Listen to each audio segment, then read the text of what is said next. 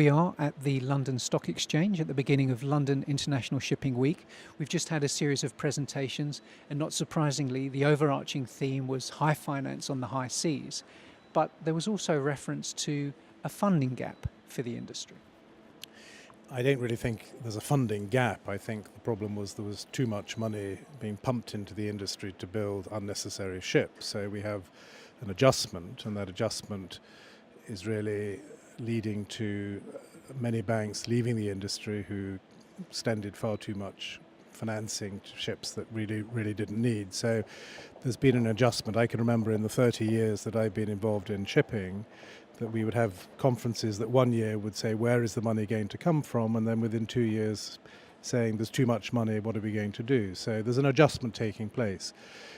I think the fundamental is that we're seeing, for lots of different reasons, consolidation across the industry, and that's going to lead to bigger companies, more creditworthy companies, more transparent companies, and those companies will look to access longer-term, cheaper capital, with the regulations on banks post the financial crisis putting quite significant cost burdens in terms of capital.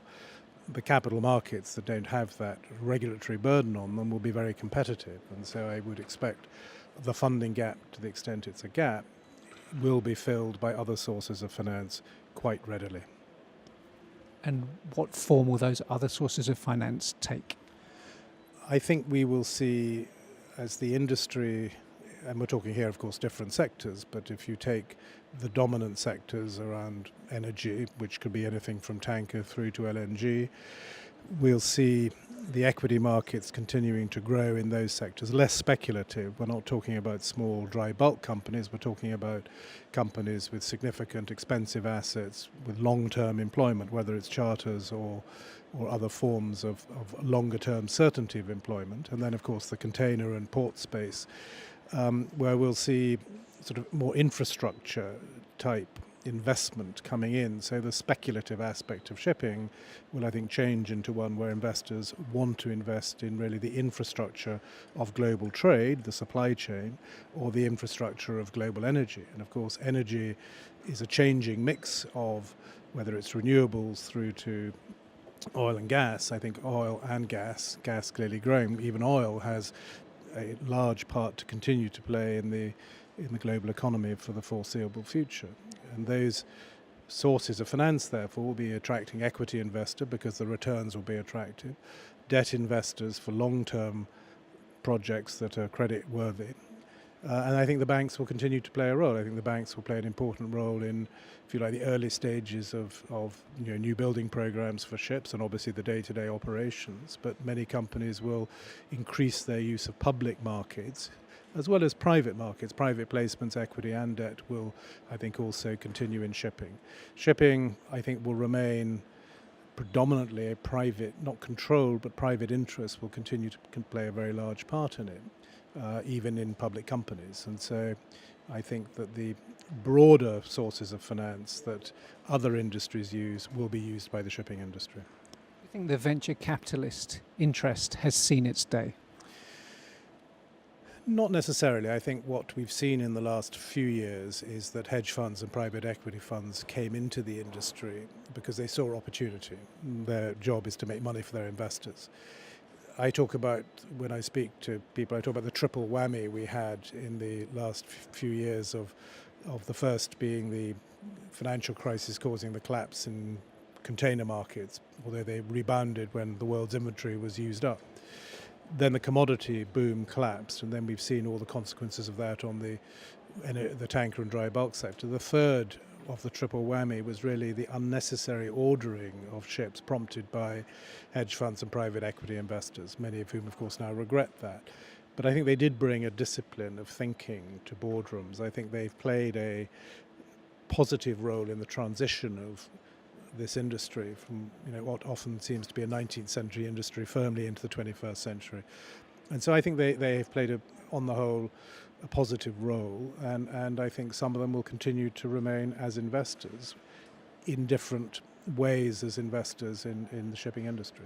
You talk about bringing a 19th century industry into the 21st century. A lot of the leading owners are now moving more into blockchain and looking to harness the benefits of the Internet of Things, obviously dealing with the cyber risk as well.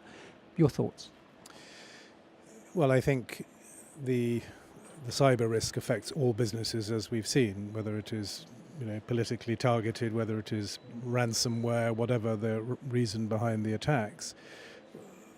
The whole digitalization of the world economy is going to change many, many industries. My own industry, the banking industry, clearly is an adopter of it and also realizes that it has competitive threats to it. I think for shipping, we'll see increasingly, particularly in the container space, the ability through digitalization of the operators of the lines to get to the end customer more directly. And so I think the intermediaries, what this will do is it will enable people to cut out intermediaries who no longer are providing the value-added service, because technology in effect has enabled that to be replaced by a direct approach. So if you like, the Amazons of this world, there's no reason for the container shipping companies not to be able to compete effectively, not just by operating ships, but actually by providing a value-added service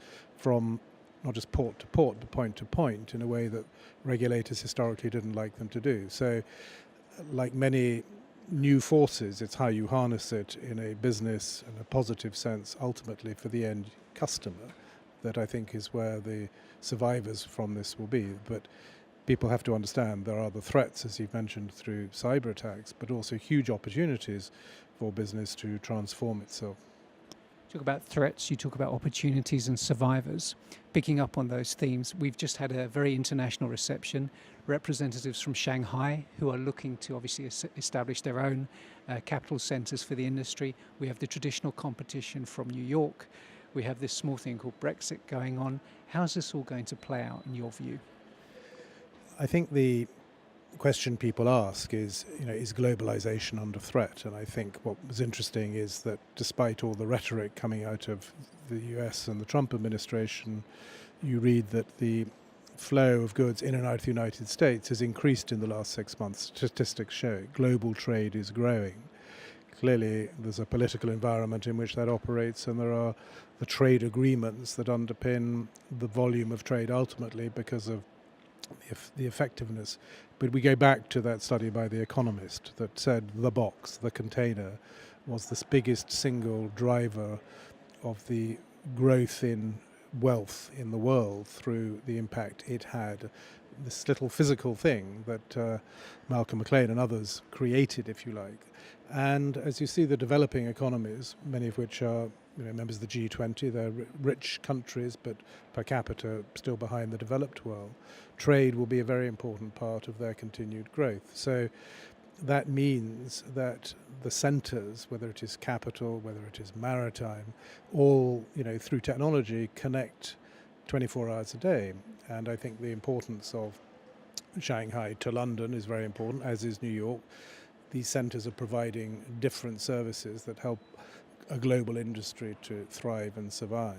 And so I see no contradictions there. I think in the context of Brexit, what the important thing coming out of this week is that government and people in the industry and everyone needs to understand that in a post-Brexit world, the importance of the whole maritime sector to the UK and being seen to be supporting the means by which the UK can trade is very, very important. We have no large indigenous shipping companies left, but London and the UK remains a very attractive centre for people in maritime services and for other non-UK, if you like, ship owners to base themselves here. And I think it's very important, and this week is a great example of showcasing what London and the rest of the UK can offer. And finally, Michael, 3 predictions from you for the next 2 years. The shipping industry will do well in the next 2 years. I think with the possible exception of the drilling industry, which is really a different part of the maritime world, I think the cargo sectors within shipping will all do much better in 2018 and possibly into 2019. The key is managing the capacity. I think that's the first prediction. I think the second prediction is the technological change impacting shipping, ballast water treatment, low sulfur, will begin to have that impact that shipping is able to be part of the discussion around those decisions that affect how international trade is carried out. And my third prediction is that Brexit will happen, but let's all hope it happens in a sensible and smooth way that does not get in the way of sensible trading between friends and partners.